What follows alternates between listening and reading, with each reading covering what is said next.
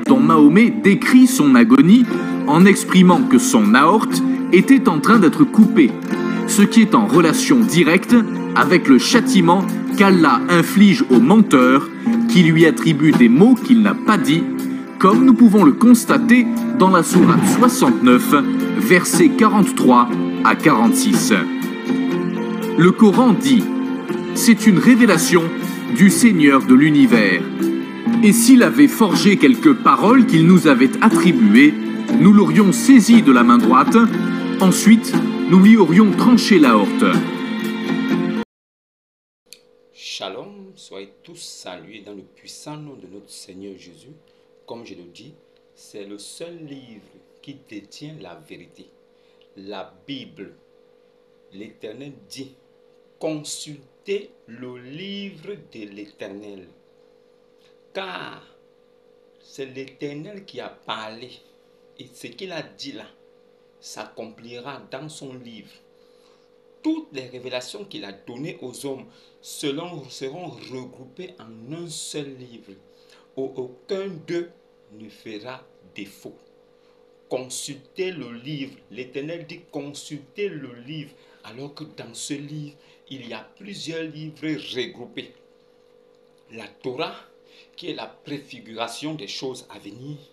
L'Évangile, qui est l'accomplissement de toutes choses en Jésus, qui est appelé le Fils unique de Dieu, le seul étant appelé Fils unique de Dieu et étant appelé le Messie aussi. Il n'y a pas un autre prophète qui est appelé le Messie. Dans la Bible et dans le Coran, il n'y a pas un autre être en dehors de Jésus qui est appelé le Messie. Recherche la puissance, recherche la gloire, recherche le pouvoir pour que les hommes t'acclament. Mais que te sert-il de gagner ce monde, puisqu'un jour tu partiras? Pense plutôt à ton âme qui se perd. Ces paroles ne sont pas de moi, mais c'est tiré d'une chanson que j'affectionne. Mohammed, il a cherché les honneurs des hommes en prenant le nom du très louangé, celui qui mérite la louange. Cela signifie Ahmad en arabe et Mohammed en arabe aussi, qui signifie le très louangé et celui qui mérite la louange. Ayant pris ce nom, est-ce qu'il est ressuscité? Non. Est-ce qu'il a été enlevé au ciel? Non. Est-ce qu'il a eu une bonne conduite sur la terre? Non. Comment est-il mort? C'est le débat d'aujourd'hui. C'est le débat d'aujourd'hui. Un Dieu qui prie là, mettez-moi d'abord ça à côté. Aujourd'hui là, j'aimerais vous parler d'un virage très dangereux en ce qui concerne la religion d'à côté. Leur type est venu en disant qu'il est le prophète, alors qu'il n'y a qu'un seul prophète qui s'appelle le prophète, c'est Jésus. Ils disent que c'est le modèle parfait, selon sa vie, dans les livres Saïd Aboukari, Saïd Muslim, Abu Daoud et tout le reste, c'est la merde. Donc, il n'est pas considéré comme le modèle. Ça, d'abord, il faut mettre ça de côté. Maintenant, ce qui nous intéresse aujourd'hui, c'est comment il est mort. Est-ce que c'est Allah qui a provoqué sa mort? Est-ce que c'est Ibn Allah, la déesse de l'Aphrodite, cette idole qui est à la Kaaba? Et cette déesse qui a des idoles, une déesse qui a une idole qui est la pierre noire. Voilà le Dieu de la religion opposée aux enfants d'Israël. La religion opposée aux enfants d'Israël a une déesse qui est Alat. Alat est la déesse de la cité perdue de la Mecque. Cette déesse qui est devenue Allah aujourd'hui. Cette déesse-là qui est appelée Oubal dans les années 700. Cette même déesse qui s'appelait Oubal, où a été consacré Ibn Abi Kabsha par son grand-père Al-Muttalib, qu'il avait consacré aux idoles, à l'idole Oubal. Cette idole Oubal qui est devenue Alat, la déesse. Cette déesse qui est devenue Allah aujourd'hui. Ces choses-là sont assez précises pour que vous ne vous perdiez pas. Allah a dit que si quelqu'un l'avait forgé quelques paroles qu'il ne l'avait pas attribuées, il l'aurait saisi de la main droite et l'aurait tranché la horte. La horte, c'est la veine. Il y a une veine dans le cœur là, une grosse veine là, une artère qui pompe le sang. On appelle ça l'artère aorte. Ça veut dire que c'est une grosse veine. Et Allah dit que si quelqu'un l'avait forgé quelques paroles que ce soit, qu'il ne l'aurait pas attribué. C'est-à-dire que si quelqu'un aurait forgé des paroles et qu'il l'aurait attribué à Allah, Allah l'aurait saisi de la main droite et l'aurait tranché la horte. C'est ce qu'Allah dit. Donc Allah prévient déjà les gens que celui qui va dire certaines choses que lui ne l'a pas demandé de faire ou de dire, alors il va le punir. Ce sera la preuve que ce type est un faux prophète. Alors, comment donc est mort Muhammad? C'est la question d'aujourd'hui. Qu'est-ce qui nous fait dire que Allah a désavoué Muhammad? Qu'est-ce qui nous fait croire que Allah, il a désavoué Ibn Abi Kabsha? C'est son propre livre, d'où il y a la lumière. Le propre livre de Ibn Abi Kabsha qui nous a donné la révélation aujourd'hui pour savoir que lui, il était un faux prophète. Je ne prendrai pas dans la Bible, je ne prendrai nulle part, mais je prendrai seulement dans le Coran et dans les hadiths, les livres que les musulmans adorent et affectionnent, qui sont la vérité de leur religion, qui est même on peut dire quoi, qui est la base même de leur foi. Ibn Abi Kabsha était-il un vrai prophète ou pas? C'est la réponse que nous aurons tout de suite. Mais avant, j'aimerais faire une petite remontrance ici. Hier, pendant la première, j'ai eu affaire à un musulman têtu comme un âne sauvage qui a passé son temps à dire des choses qui n'ont rien à voir avec la locomachie. La locomachie, c'est la guerre de la parole. Parole contre parole. Verset contre verset. Ce que je dis, est-ce que ce n'est pas confirmé dans vos livres de foi? Si je dis quelque chose et que cela n'est pas confirmé, alors en ce moment, vous pouvez me traiter de menteur. Ce gars me traite de menteur. Je lui ai donné des références. Et à un moment donné, il s'est tu. Il n'a plus parlé. Des références sont des bonnes choses pour les musulmans. Un musulman qui vient à vous, ou bien qui vous écoute parler, il a l'impression que vous diffamez sa religion. Mais soyez patient avec lui. Et à chaque fois qu'il dira des choses, des grossièretés, à chaque fois qu'il enverra des mots, des insultes, vous renvoyez-lui seulement des versets et des références sur des choses qu'il ne connaît pas. Quand il verra lui-même, après vérification, que ce que vous dites est fondé, il va se taire. Il ne reviendra pas vous dire que merci frère parce que tu m'as apporté quelque chose de nouveau, tu as éclairé ma lanterne. Il ne viendra pas vous dire ça. Il va se mettre dans son coin, il va commencer à méditer. C'est une religion des égoïstes, des hypocrites et des sournois. En fait, un musulman peut sortir de l'islam, mais il ne dit pas à ses frères, parce qu'il connaît le châtiment qu'il encourt. Il ne le dira pas, il gardera ça pour lui. C'est comme ça que fonctionnent les musulmans. Et il faut les comprendre. Dieu nous a mis la sagesse nécessaire pour comprendre ces personnes-là. C'est pourquoi moi, quand je parle avec eux, quand ils interagissent dans un direct, ils sont grossiers, ils sont vulgaires, ils sont impolis, mais moi, je les apporte seulement des versets. Versets, hadiths, références, versets, hadiths. Lui-même, quand il se met dans son coin, il réfléchit. Il dit non. Quelqu'un rempli de bon sens et guidé par l'Esprit de Dieu, qui est une lumière pour le monde, ne peut pas faire ces abominations-là. S'il a fait ça, ça veut dire que lui aussi commence à douter. Et dès que j'installe le doute dans la tête d'un musulman, il n'est plus musulman. Il n'est plus musulman. C'est mon but de l'amener à faire des recherches. La plupart des musulmans sont assis confortablement, aisément, ils ne forcent plus. Ils font les 5 prières, tout ça, la zakat, tout. Ils sont là, ils se courbent, ils se baissent. Ils ne connaissent que ça. Et l'imam leur a appris à réciter, à faire des petites chansons, des mélodies. Ils ont des petites mélodies sur certains versets coraniques falsifiés. Et c'est ce qu'ils répètent. Ils ont l'impression qu'en répétant ça, assis sur un petit tapis, après avoir lavé les pieds, leur anus, ils ont l'impression qu'ils sont à côté de Dieu. Après avoir mis les gros boubous blancs, ils pensent que c'est l'apparence qui fait le moine. Ils pensent que nous, on se réfère à petit chapeau avec le gros boubou blanc, le camis blanc. Non. Nous, c'est le fruit que tu as à l'intérieur qui nous intéresse. Voilà pourquoi nous, les vrais chrétiens, là, nous ne sommes pas des catholiques. Les vrais chrétiens ne sont pas des protestants. Les vrais chrétiens ne sont pas des témoins de Jéhovah. Les vrais chrétiens ne sont pas des églises éveillées des évangélistes. Les vrais chrétiens ne sont pas des banamistes ni des cacouistes.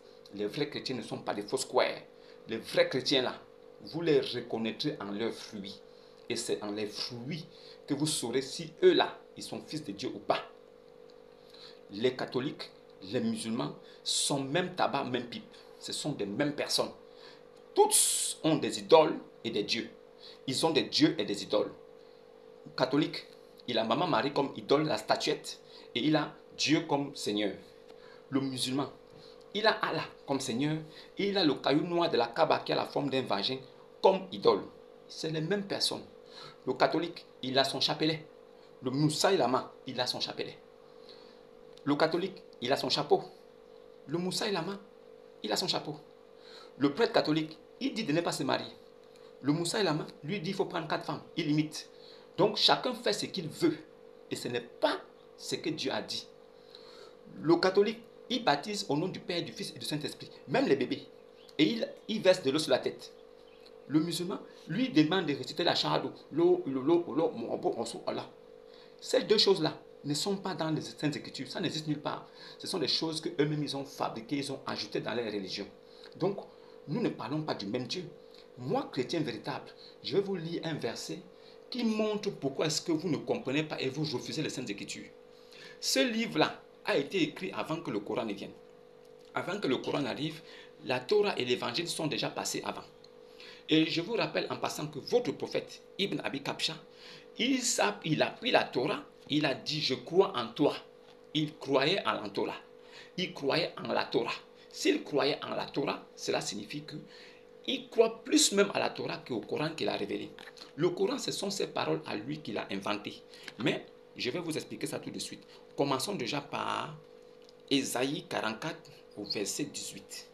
Ésaïe 44 au verset 18 montre déjà pourquoi est-ce que vous refusez d'accepter les Saintes Écritures. Ce n'est pas de votre faute. Et je comprends maintenant avec beaucoup de clarté. J'ai compris depuis. J'ai dit je comprends maintenant par une façon de vous dire que pour vous amener vous aussi à comprendre pourquoi est-ce qu'ils réagissent de cette façon. Ne les suivez pas dans leur violence et dans leurs propos désagréments et désagréables. Ne les suivez jamais dans ça. Chaque fois qu'un se met, il se révolte, donnez-lui des références. Il fera comme un petit fou qui ne comprend pas. Mais les références que vous allez lui donner, il va lire. À un moment donné, il va dire, c'est un menteur, tu es un menteur, fautif, fou, tu es possédé par des démons, tu es shaitan. Quand il va dire tout ça, après il va regarder ce que tu as dit. Il va dire, il va prendre sa tablette de l'ordinateur, il fait rentrer ça, comme tu as dit. Il tape, quand ça sort, il lit. Sans que, merde, donc c'est vrai. Il efface, il met une autre chose, il vérifie. Quoi? C'est vrai. Il sort, il va ailleurs, il vérifie. Sans que, merde, il voit même des références où c'est écrit même en arabe. Et il voit que c'est un savant musulman qui est saïd, qui est vraiment authentique. Sans que, what? C'est vrai, tu ne savais pas ça. En même temps, il revient encore sur ta vidéo, il veut maintenant suivre les autres choses parce qu'il se dit que ça là peut-être c'était vrai, mais il va trouver quelque chose de faux. Et à chaque fois, il trouve une référence, il repart. Il vérifie, c'est vrai, il revient. Dès qu'il a fait ça 3 fois, il se limite, il ne veut plus. Pour lui, il a déjà assez blasphémé. Parce que déjà sa foi change. Et devant son Dieu, il n'est plus insoumis, il n'est plus esclave. Parce qu'il commence à ouvrir les yeux.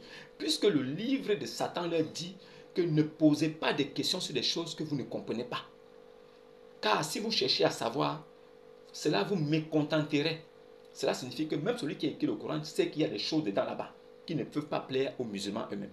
Mais s'ils commencent à faire des recherches, ils vont découvrir des choses qui ne vont pas les plaire. Et ça va gaspiller leur foi. C'est pourquoi moi je suis là comme la voix de sans voix. Je suis le juste juge d'Islam. Je suis celui qui apporte la lumière, qui est celle de Christ que moi je porte en moi, à ceux qui sont dans les ténèbres. Ceux pour qui Allah et ses anges prient pour les faire sortir des ténèbres à la lumière. Sourate 33, verset 43. Je suis le juge, celui qui est là pour vous apporter la vérité. Et je juge selon l'évangile que Jésus a fait descendre, que Jésus là a, que Allah, Dieu, a fait descendre sur Yassou, Jésus. Jésus, Jesus, Yeshua. C'est sur son évangile que je me base pour attribuer, pour faire le juge. Sourate 5, verset 47. Je suis le juste juge. Si je ne juge pas, Allah dit que je serai considéré comme un pervers. Je suis obligé de juger. Ne m'en voulez pas. En voulez plutôt aux Écritures. Moi, je n'ai rien à voir avec ça. Ésaïe 44, verset 18. Qu'est-ce qu'il est écrit? Ils n'ont ni l'intelligence, ni l'entendement. Les musulmans, hein? Ils n'ont ni l'intelligence, ni l'entendement, virgule, car on leur a fermé les yeux pour qu'ils ne voient point. Car on leur a fermé les yeux pour qu'ils ne voient point. Ils n'ont ni l'intelligence, ni l'entendement, car Dieu là leur a fermé les yeux pour qu'ils ne voient point. Et le cœur, et Dieu aussi a fermé leur cœur pour qu'ils ne comprennent point. Donc, n'en voulez pas les Moussaï Lama si ils ne comprennent pas ce que vous dites. Ou bien, ils refusent d'entendre et que leur cœur refuse d'accepter la vérité, même si elle est évidente. Ne les en voulez pas. Ésaïe avait déjà prophétisé sous l'hostice du Dieu Tout-Puissant, qui avait révélé ces choses à Ésaïe. Qu'il y a des gens qui ne comprendront jamais, quelle qu'en soit la vérité qui sera devant eux. Et leur cœur sera aussi bâclé comme celui de Pharaon. Dieu a endurci leur cœur pour qu'ils ne comprennent pas. Et je vais terminer par là avec Ésaïe 45 au verset 24 pour parachever l'œuvre des Saintes Écritures. Ésaïe 45 au verset 24. En l'Éternel seul, me dira-t-on, réside la justice et la force. C'est en l'Éternel seulement, c'est en Dieu, Dieu l'Éternel, le Père Tout-Puissant, dont le nom est Jésus là. C'est en lui seulement que réside la justice et la force. Alors, que signifie pratiquer la justice de Dieu? Si tu dis que tu pratiques la justice de Dieu, ça veut dire que tu pratiques la miséricorde et la compassion. Alors, celui qui est juste devant Dieu, qui pratique la miséricorde et la compassion, c'est lui-là qui est sanctifié et justifié par la parole de Dieu, car il est un véritable chrétien. C'est lui-là qui est un saint et un pur. En l'Éternel seul, virgule, me dira-t-on, réside la justice et la force. À lui viendront, virgule, pour être confondus, virgule, tous ceux qui étaient hérités contre lui. Donc en lui, l'Éternel là, viendront maintenant tous ceux qui étaient contre sa parole, qui étaient hérités contre lui. Par l'Éternel seront justifiés et glorifiés tous les descendants d'Israël. En l'Éternel seront glorifiés et justifiés tous les descendants d'Israël. Donc nous qui sommes des nations, qui ont été adoptées par Israël, nous sommes devenus descendants d'Israël. Et nous qui parlons de la parole authentique de Dieu, nous là, nous serons glorifiés et justifiés. C'est nous là qui sommes des justes, nous sommes des lumières pour des nations. Voilà pourquoi je ne suis pas contraint, je ne suis même pas dépassé, je ne suis même pas gêné quand je parle et je discute avec un musulman qui refuse d'accepter la vérité évidente de Dieu. Je vais vous montrer à quel point Dieu est intelligent. Dans le Coran, Dieu lui-même, il a confondu ceux qui l'ont écrit, de sorte qu'ils mettent la vérité à l'intérieur, pour que cette vérité-là soit le talon d'Achille de l'islam. L'islam lui-même s'est détruit par son propre livre. Quand vous prenez le Coran et que vous le lisez, vous verrez que les versets sont placés et les chapitres sont placés en désordre, de sorte que vous ne comprenez ni tête ni queue. C'est pourquoi ils ont dirigé leur vocation dans des chansons. Ils ont pris ces versets, ils l'ont transformé en des petites mélodies qu'ils peuvent chanter ils ont fait chanter en dépassant de beaucoup d'argent par de grands chanteurs qui ont des plus belles cordes vocales. Comme ça, ils pourront chanter et séduire davantage. N'oubliez pas que la ruse de Satan est la séduction. La séduction là est un atout que Satan utilise pour ramener des esclaves à lui. Aucun véritable chrétien ne peut être séduit par des chansons mielleuses.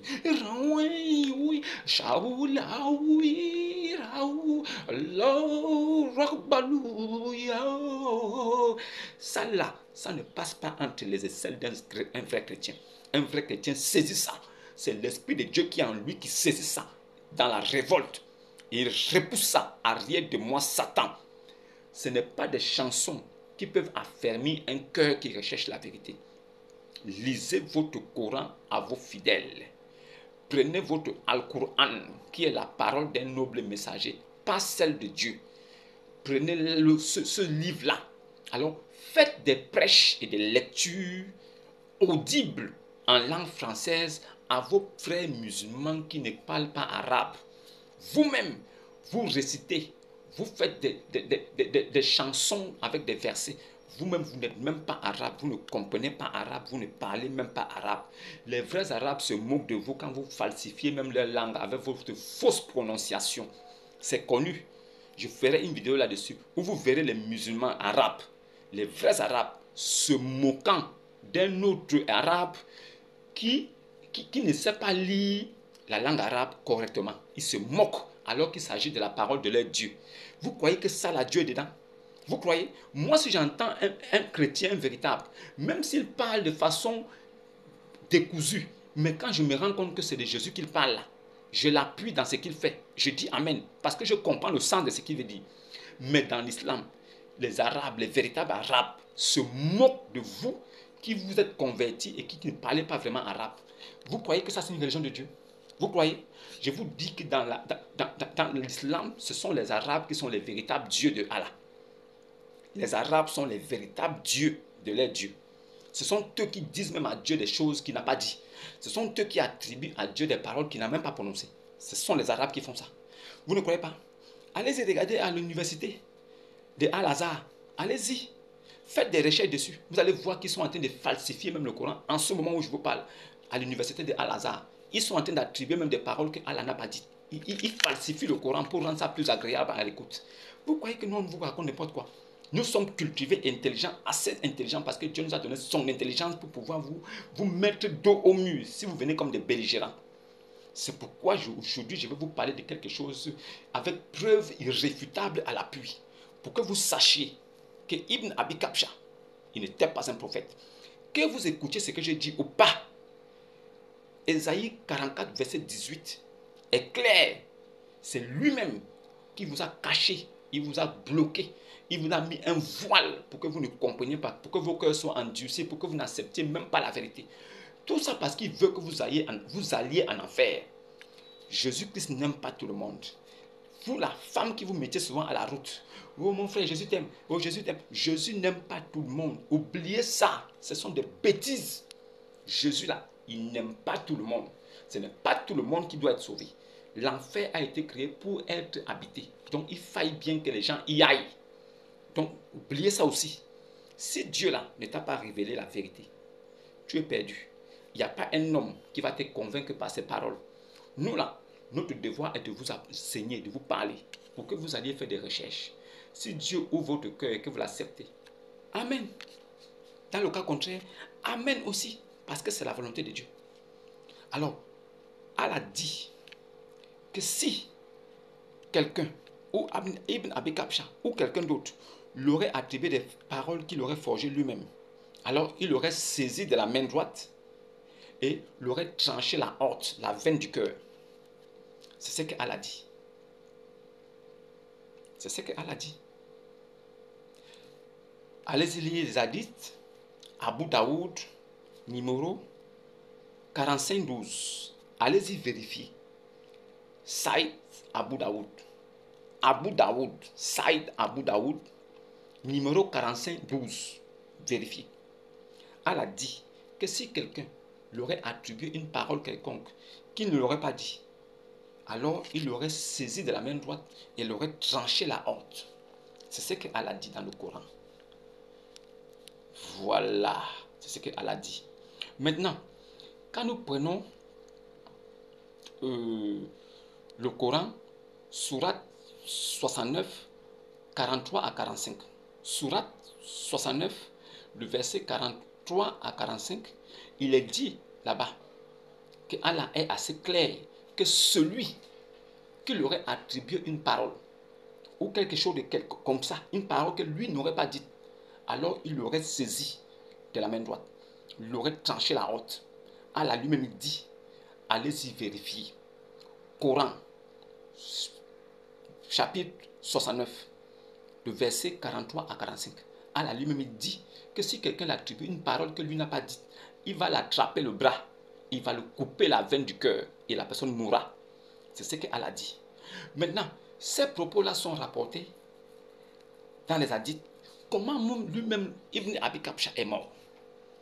Il est mort comment? Saïd Abu Daoud, 45-12. Saïd Al-Bukhari, 44-28. Saïd Abu Daoud, 45-12. Le poison que Ibn Abi Kabsha a mangé avec ses compagnons à Kaïbar, dont la femme juive avait servi le mouton. Elle a mis du poison, elle l'a servi, il a mangé. Le poison a fait tomber 2 de ses compagnons, ils sont morts sur place. Mais lui, Muhammad Ibn Abi Kabsha, il n'est pas mort tout de suite, il est tombé. La maladie s'est emparée de lui. Il a bu des pipis des chameaux fatigués. Il s'est soigné fatigué. Le poison n'a pas quitté son corps. Et c'est comme ça qu'il a commencé à ressentir comme si le poison était en train de lui couper la aorte du cœur. Quand vous prenez Saïd Al-Bukhari 44-28, vous voyez que lui-même, dans les propos, Muhammad Ibn Abi Kabsha de son vrai nom, il dit: oh Aïcha, je commence à ressentir l'effet du poison suite au mouton que j'avais mangé à Kaïbar. Et c'est comme si maintenant, ce poison-là est en train de me couper la haute. Donc, si nous voyons bien, dans Saïd Abu Daoud, il a mangé un mouton à Kaïbar, empoisonné, et le poison l'a tapé là-bas. Et dans Saïd Al-Bukhari 44-28, lui-même dit de sa propre bouche, de ses propres propos, que le poison est en train de lui couper la haute. Il parlait avec Aïcha. Quand nous regroupons ces 2 hadiths qui sont Saïd, qui ont le degré de recevabilité de 1000% dans l'islam et parmi les musulmans, parmi les savants musulmans, nous comprenons que la promesse de Allah dans le Al-Qur'an chapitre 69, ayat 43 à 45, s'accomplit en Muhammad. Que si quelqu'un aurait forgé certaines paroles et qu'il aurait attribué à Allah, Allah l'aurait donc saisi de la main droite et l'aurait tranché la haute. Que signifie saisir de la main droite et trancher la haute? Que signifie? C'est de la main droite que Ibn Abi Kabsha est allé prendre le morceau de mouton dans l'assiette. Donc, le fait d'aller prendre le mouton dans l'assiette de la main droite, Allah dit que c'est comme ça qu'il a saisi par la main droite. Donc, il a pris le mouton de la main droite et il a mangé. C'est ça qu'il a coupé la haute. Donc, Allah, c'est lui qui donne la mort. Allah dit que c'est lui le responsable de la mort. Si Allah ne veut pas que vous mourrez, vous ne mourrez pas. Sourate 64, verset 11. Allah dit c'est lui qui donne la mort et c'est lui qui donne la vie. Que s'il veut que vous mourrez, vous allez mourir. C'est Allah qui dit ça. Sourate 64, verset 11. Si Allah lui-même, il dit qu'il est le responsable de la mort et de la vie, et que Muhammad est mort empoisonné avec la haute coupée, tranchée, cela signifie que c'est Allah qui l'a tué. Dans le Coran, Allah a tué Ibn Abi Kabsha parce qu'il avait forgé des paroles qu'il avait attribuées à Allah et Allah n'était pas content. Je vais encore résumer ça bien pour ceux qui n'ont pas compris, avec beaucoup d'intelligence pour que même celui qui n'a pas de cerveau puisse comprendre. Allah dit dans son livre, dans la sourate 69, ayat 43 à 45, que si quelqu'un aurait forgé des paroles qui l'aurait attribué à lui, Allah, et que Allah n'aurait pas dit ces paroles, alors Allah l'aurait saisi de la main droite et l'aurait tranché la horte. Allah dit que si quelqu'un qui devait venir ou qui devait se prendre comme un prophète aurait dit des paroles venant de lui-même, alors que ce n'est pas ce que Allah a dit, alors Allah dit que pour le punir là, Allah devait le punir de mort. Il devait l'attraper la main droite et l'aurait tranché la horte. C'est ce que le Coran dit. Sourate 69, ayat 43 à 45. Maintenant, dans les hadiths, nous voyons dans Saïd Abu Daoud 45-12, numéro 45-12, Saïd Abu Daoud, numéro 45-12, que Muhammad, il a mangé le mouton que a servi la femme juive à Kaïbar. Et le mouton là était empoisonné. Muhammad avait tendu la main droite, il a pris un morceau, c'est le morceau là qu'il a mis dans la bouche. Dès qu'il a mangé ce morceau, il a dit, arrêtez. Le morceau de viande que je viens d'avaler m'a informé qu'il y a le poison dans la bouffe. Mais Muhammad avait déjà avalé le morceau de viande dans le ventre. Comment est-ce que le morceau de viande ne lui a pas dit avant qu'il ne l'avale que, oh, j'ai le poison, rejette-moi. Pourquoi le morceau de viande ne lui a pas dit que, oh, j'ai du poison, crache-moi. C'est quand il a avalé, c'est tombé dans son ventre. C'est là où le morceau lui dit maintenant que je suis déjà dans ton ventre. Je vais te tuer, mais je te préviens déjà que je suis empoisonné. Ça, c'est de la supercherie. On a juste voulu enjoliver, rendre la mort plus jolie pour nous faire croire qu'il avait toujours des révélations. Il n'avait aucune révélation. S'il avait la révélation, il aurait même su, avant de tendre sa main droite, que le plat est empoisonné. Ça veut dire qu'il n'était même pas avec Dieu. Dieu ne l'accompagnait pas. Si Dieu l'accompagnait, il ne tendait même pas la main pour prendre le morceau. Mais s'il a pris le morceau, mis dans la bouche, avalé, et dit après que le morceau m'a prévenu, c'est de la supercherie. C'est le poison là qui a eu raison de lui. Saïd Abu Daoud, numéro 45-12. Maintenant, la confirmation que Allah avait déjà prévenu que si tu dis des choses que je ne t'ai pas dit là, je vais te couper la horte là.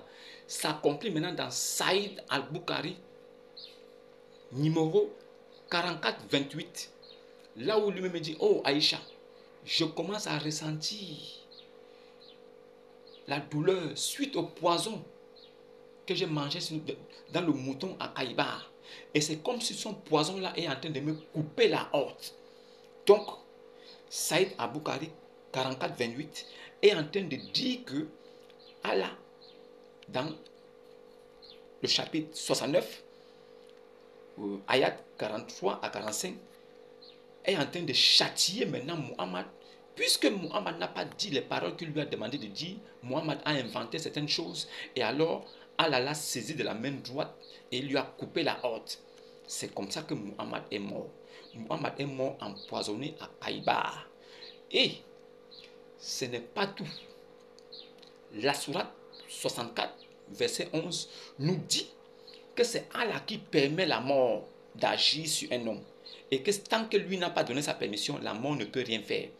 Si la mort donc a dû taper Ibn Abi Kabsha après le poison, cela signifie que Allah a permis à ce que la mort frappe son prophète. Alors si la mort frappe Ibn Abi Kabsha, alias le très louangé, et qu'il meurt par la horte tranchée, cela signifie que la promesse que Allah a faite dans son livre s'accomplit. Donc Muhammad a dit des choses qui n'étaient pas de la bouche de Allah.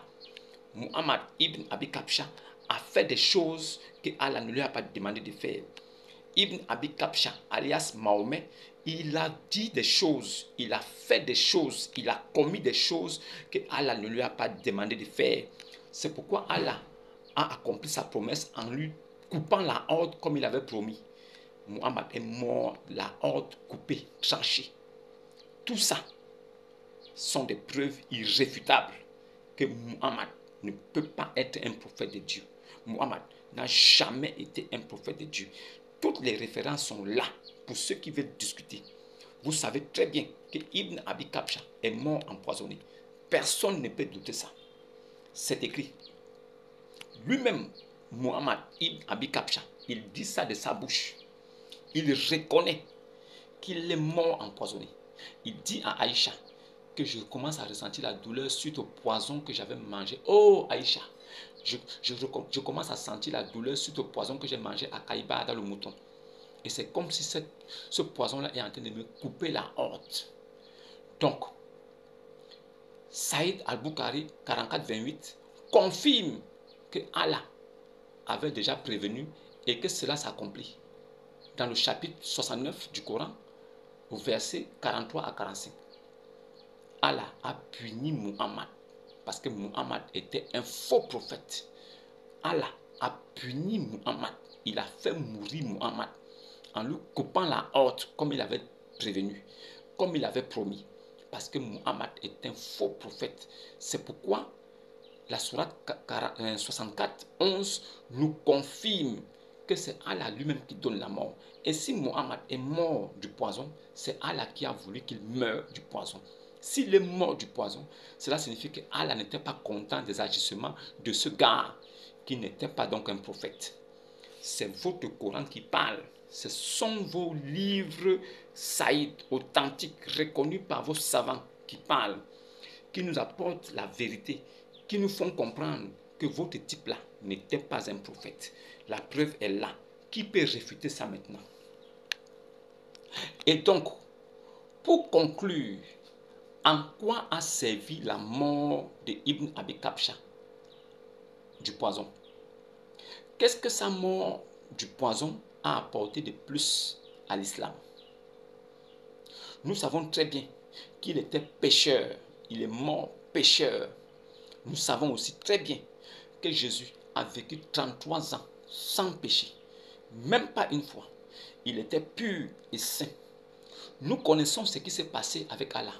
Oh, Issa, rappelle-toi, je vais mettre fin à ta vie terrestre, t'élever vers moi et mettre au-dessus ceux qui t'ont suivi, mettre au-dessus ceux qui t'ont suivi jusqu'au jour de la résurrection et mettre en dessous tous les mécréants, les faire périr même.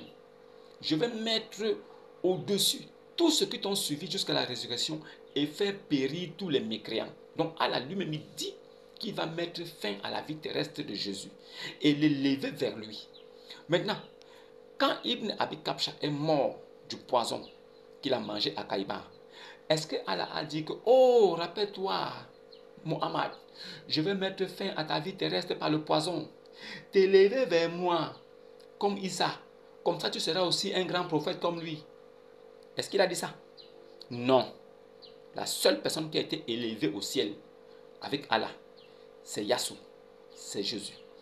Pourquoi Allah n'a pas aussi élevé Ibn Abi Kabsha alias Mahomet au ciel? Pourquoi? Pourquoi il a laissé le poison tuer Mahomet? C'est parce que Mahomet avait dit des choses que Allah ne lui a pas attribuées. Allah ne lui a pas demandé de dire, il a dit. Et Allah avait déjà promis que celui qui va faire ça, je vais lui trancher la horte. Alors, il a permis à ce que cela arrive. Il a tranché la horte de Ibn Abi Kabsha pour vous prouver que ce n'est pas un prophète.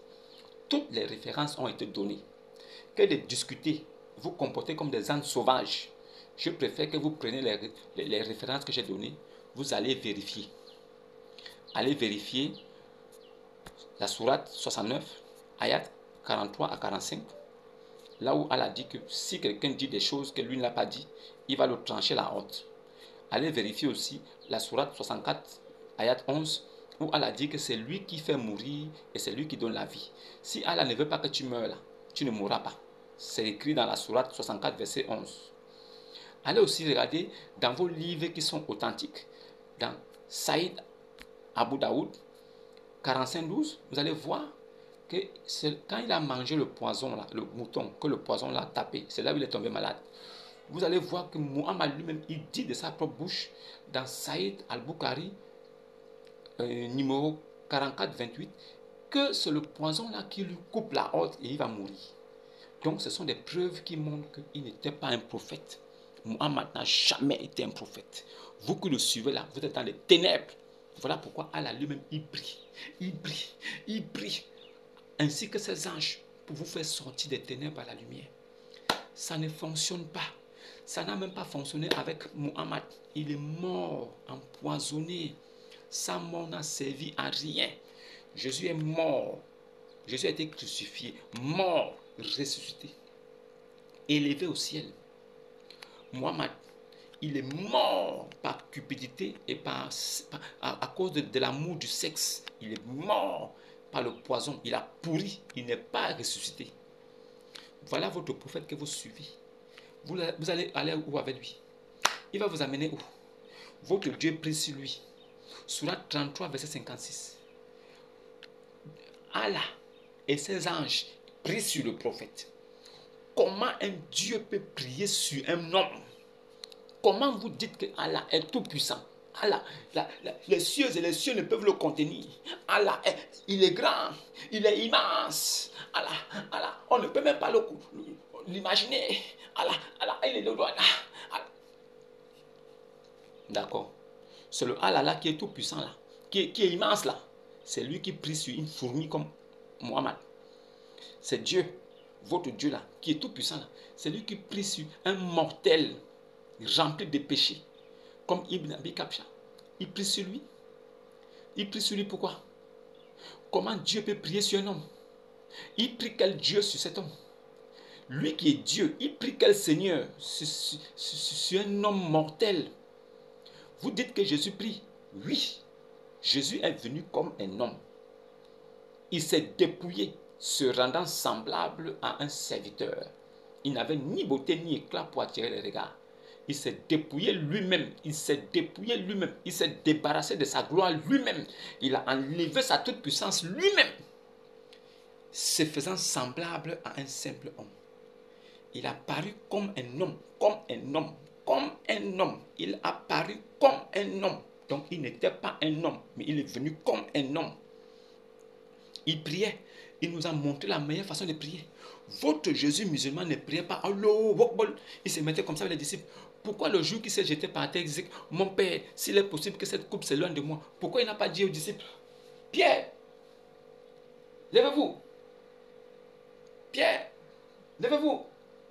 Appelez les autres là. Jean, levez-vous. Placez-vous. Pierre, viens devant. C'est toi le niaisien. Allez, fais l'appel à la prière. Alors, avant que Jésus se jeta sur sa face, il appelle d'abord Pierre. Pierre, viens. Mets-toi devant. Dans 5 minutes, on va commencer. Lance-nous l'appel à la prière. Voilà maintenant prière. Allahu Akbar. Pierre appelle maintenant. Allahu Akbar.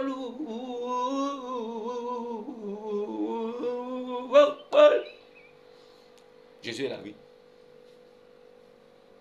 Venez. Alignez-vous, serrez-vous, serrez-vous. Allahu Akbar.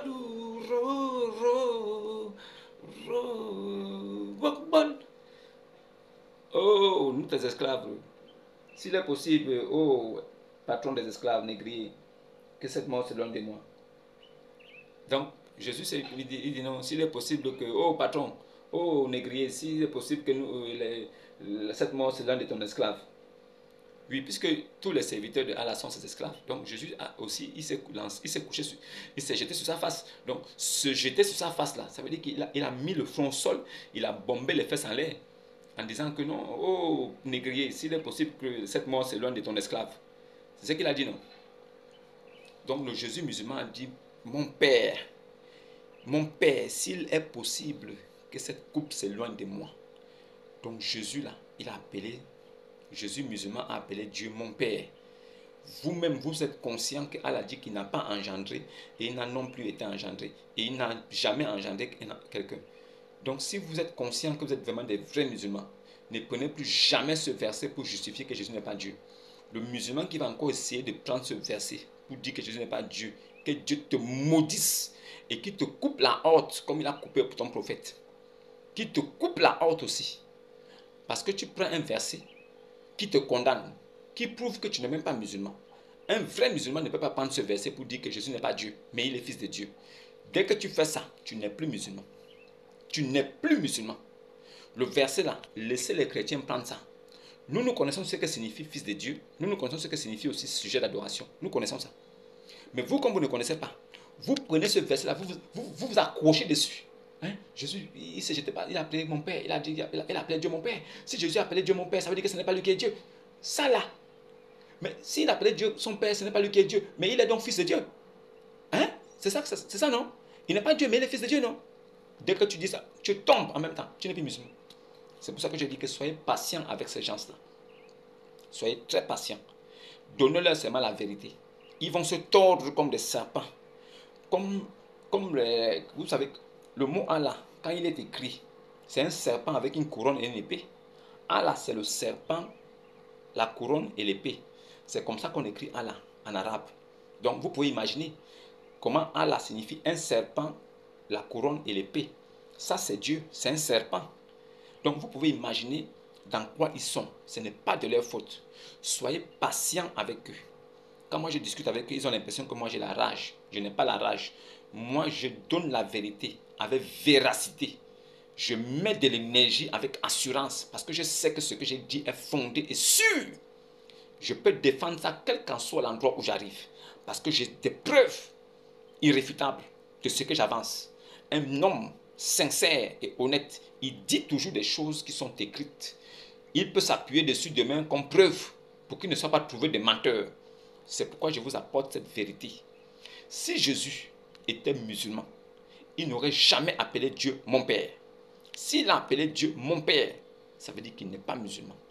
Maintenant, ce Jésus qui a appelé Dieu mon Père, dans le Coran, il a été élevé au ciel. Il n'est pas mort. Maintenant, vous qui suivez le meilleur des prophètes, le plus grand des prophètes, qui avait un Dieu qui priait pour lui. Votre meilleur des prophètes avait un Dieu qui priait pour lui. Jusqu'à là, il est mort empoisonné. Ce Dieu qui priait pour lui avec ses anges n'a pas pu le sauver. Alors, à quoi servait donc ce Dieu-là? Et à quoi servaient ces anges? Qu'est-ce qu'ils faisaient dans la prière tous? Cette prière inutile qui n'a pas pu sauver leur prophète. Donc, le prophète était plus puissant que son Dieu.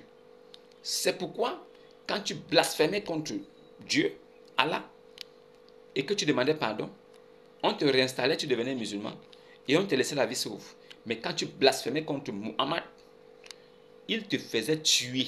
Même si tu demandais pardon, tu redevenais musulman, mais après il te tuait. Donc il était plus puissant que son Dieu. Muhammad était plus puissant que Allah.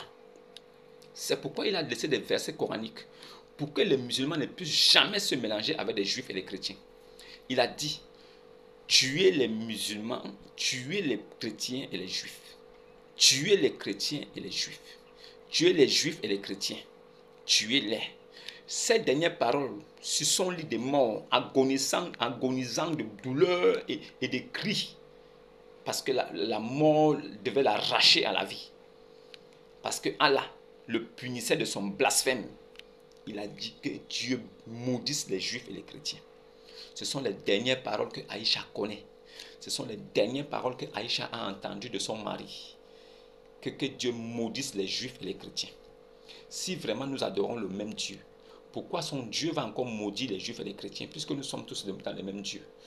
Nous adorons tous le même Dieu d'une façon différente, non? C'est ça.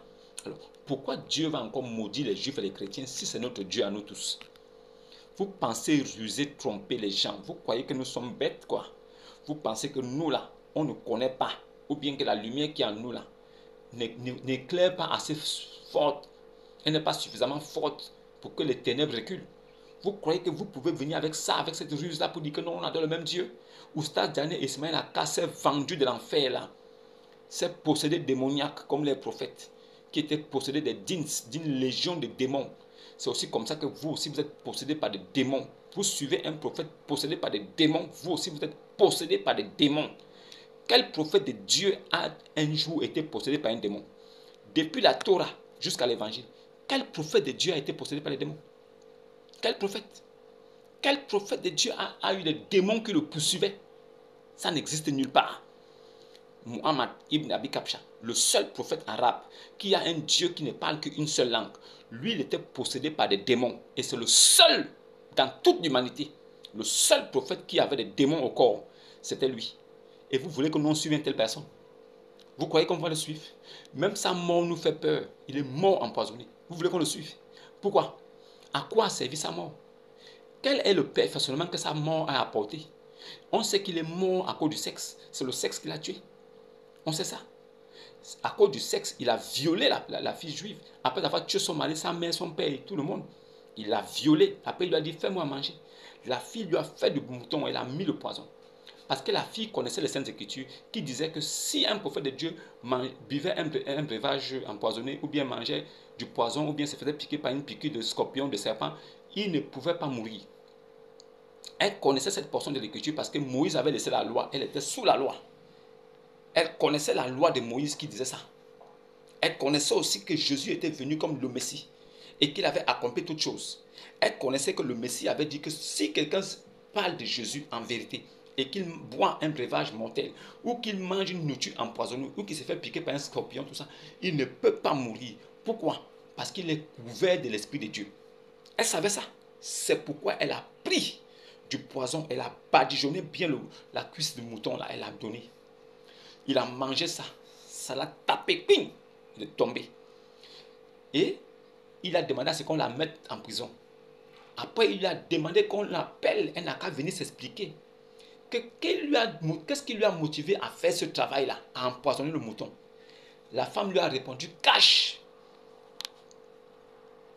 Si tu étais un prophète,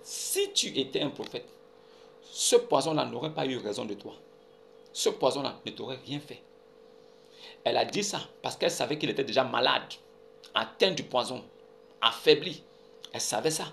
C'est pourquoi elle lui a dit que si tu étais prophète, le poison-là ne t'aurait rien fait. Parce que c'est que ce poison est en train de te faire là et que tout le monde voit là. C'est la preuve pour tous les juifs qui sont là, qui connaissent les Saintes Écritures, que tu es un faux type. Voilà comment le poison est en train de te ronger et tout le monde voit. Comment toi tu peux être un prophète de Dieu? La femme lui a dit ça ouvertement. Et elle lui a encore ajouté en disant, si tu étais un roi, j'aurais débarrassé le peuple de toi. En même temps, il a demandé à ce qu'on la tue, qu'on la coupe la tête. On lui a coupé la tête. Mais cette femme a rendu un grand service à l'humanité. Paix à son âme. Paix à l'âme de la femme juive. Paix à cette femme juive qui a eu le courage nécessaire de prouver à l'humanité que ce gars était un faux type. S'il était mort vieux, nous ne saurons pas quoi dire aujourd'hui. Nous n'aurons pas eu la vérité. Mais Dieu a permis à ce que le poison le tape pour que nous sachions tous qu'il était un faux type. Et c'est la preuve aujourd'hui évidente qu'il n'était qu'un faux type. Le poison l'a tapé. Il n'était pas un prophète. Allah l'avait prévenu et Allah l'a tué lui-même pour montrer à l'humanité que c'était un faux type. C'est pourquoi Allah ne l'a pas élevé au ciel alors qu'il est le dernier des prophètes.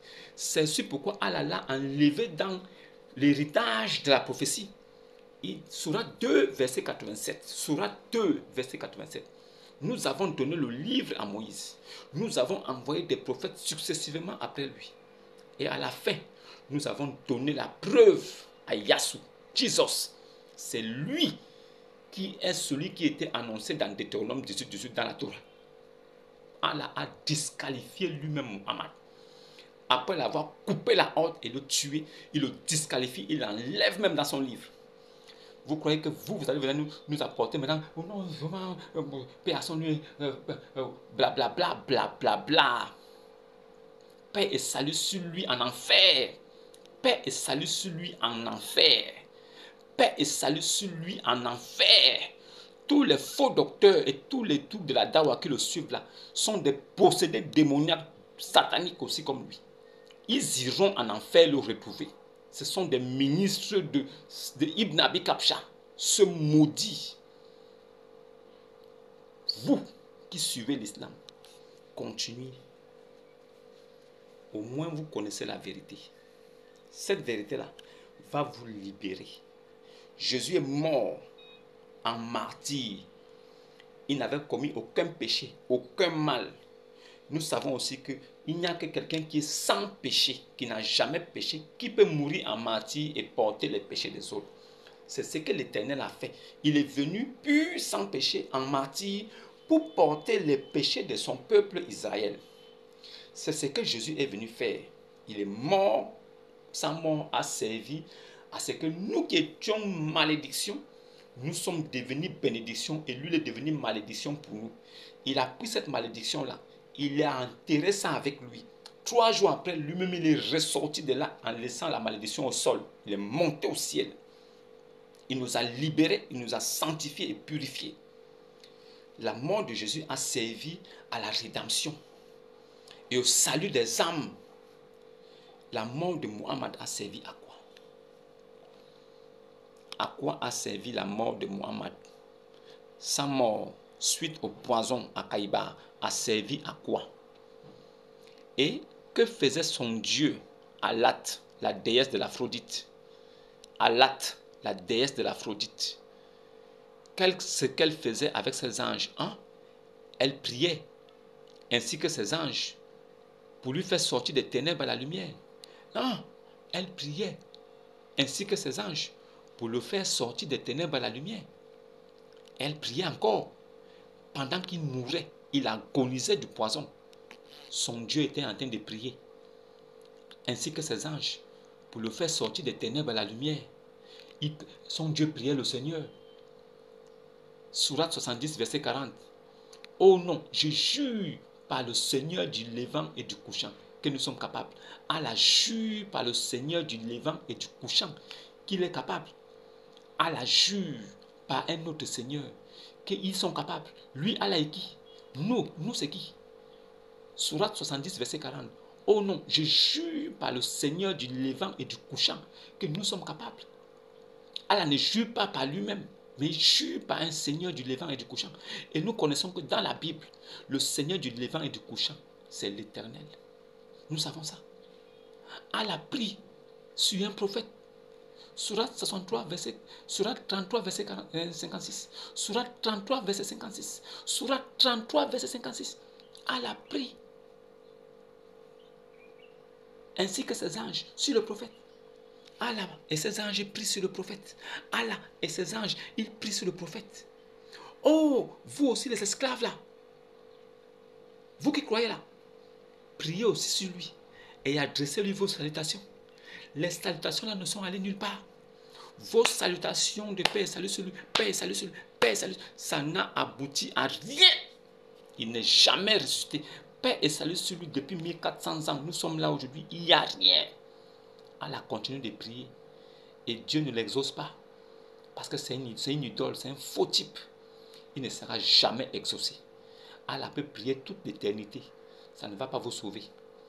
La seule personne qui sauve, le seul nom qui sauve, c'est celui qui a vécu sans péché. Il est né aussi sans rapport sexuel. Il n'y a que lui qui peut sauver. Celui qui reconnaît qu'il est né sans rapport sexuel et qui n'a jamais péché aussi, lui là, il peut sauver. Si tu n'es pas né sans rapport sexuel, si tu n'es pas sans péché, ne t'approche pas ici pour dire que tu peux sauver quelqu'un. Rempli de démons, on va te suivre parce que nous sommes bêtes. Continuez à suivre votre religion, mais au moins, la vérité vous est parvenue. Recherche la puissance, recherche la gloire, recherche le pouvoir pour que les hommes t'acclament. Mais que te sert-il de gagner ce monde, puisqu'un jour tu mourras? Pense plutôt à ton âme qui s'est perdue, papa. Tu as perdu ton âme comme ça, en disant que non, Jésus n'est pas Dieu. Jésus, il n'est qu'un prophète. Jésus n'est qu'un prophète. Mais à la fin de ta vie, tu as pris le nom de Ahmed, qui signifie le très louangé. Celui qui mérite la louange. Ça ne t'a servi à rien. La louange là, c'est pour Dieu. Celui qui mérite la louange, ce n'est que Dieu. Toi, un homme, tu prends le nom du très louangé.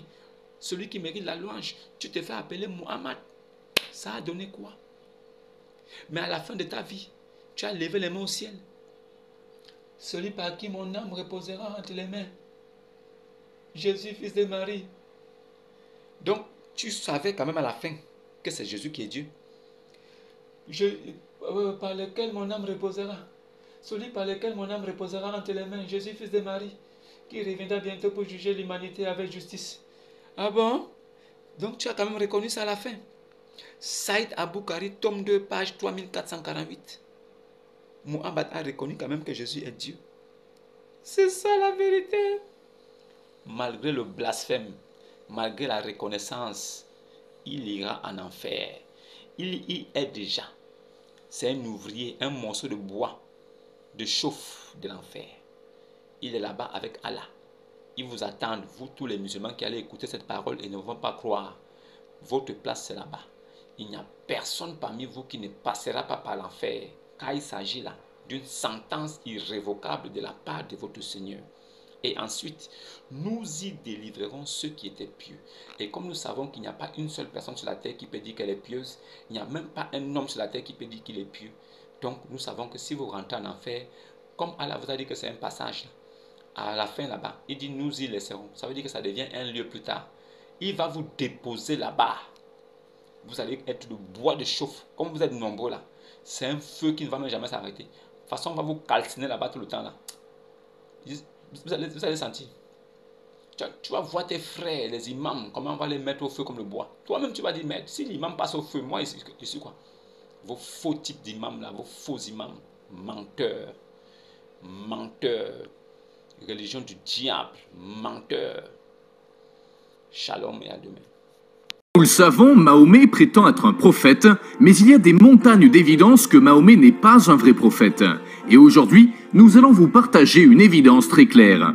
C'est l'histoire d'une femme qui n'a pas seulement tenté de tuer le prophète de l'islam, mais elle l'a fait avec succès. Ceci nous démontrera que Mahomet est vraiment un faux prophète. Comment en viendrons-nous à cette conclusion? Voyons un hadith sahih, authentique. Les musulmans ne pourront pas dire que c'est de la fumisterie puisque le hadith est sahih. Et nous faisons référence au hadith Abi Daoud numéro 4512. Ce verset mentionne qu'une juive lui présenta à Mahomet, dans la région de Kaïbar, un mouton rôti qu'elle avait empoisonné. Le messager d'Allah en a mangé et les gens en ont également mangé. Il a ensuite dit « Enlève tes mains de la nourriture, car cela m'a informé qu'elle était empoisonnée. » Bishr ibn al-Bara ibn Marour al-Ansari est décédé. Alors, il, le prophète, a envoyé chercher la juive et lui a dit « Qu'est-ce qui vous a motivé à faire le travail que vous avez fait ?» Elle a dit « Si vous étiez un prophète, cela ne vous ferait pas de mal. Mais si vous étiez roi, je débarrasserai le peuple de vous. » Le messager d'Allah a alors ordonné de la faire tuer et elle a été tuée. Il a ensuite dit à propos de la douleur dont il est décédé « J'ai continué à ressentir de la douleur à cause du morceau que j'avais mangé à Kaïbar. C'est le moment où il a coupé mon aorte. » Beaucoup d'autres hadiths mentionnent la mort de Mahomet par empoisonnement, d'où son aorte qui a été coupée.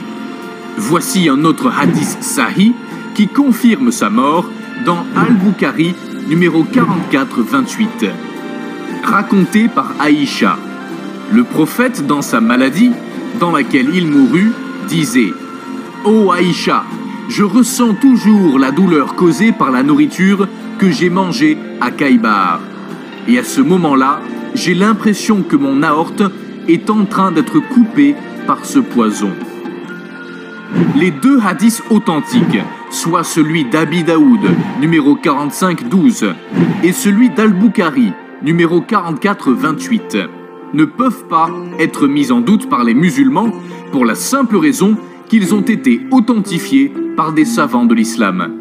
Ce qui cause problème, c'est la manière dont Mahomet décrit son agonie en exprimant que son aorte était en train d'être coupée, ce qui est en relation directe avec le châtiment qu'Allah inflige au menteur qui lui attribue des mots qu'il n'a pas dit, comme nous pouvons le constater dans la sourate 69, versets 43 à 46.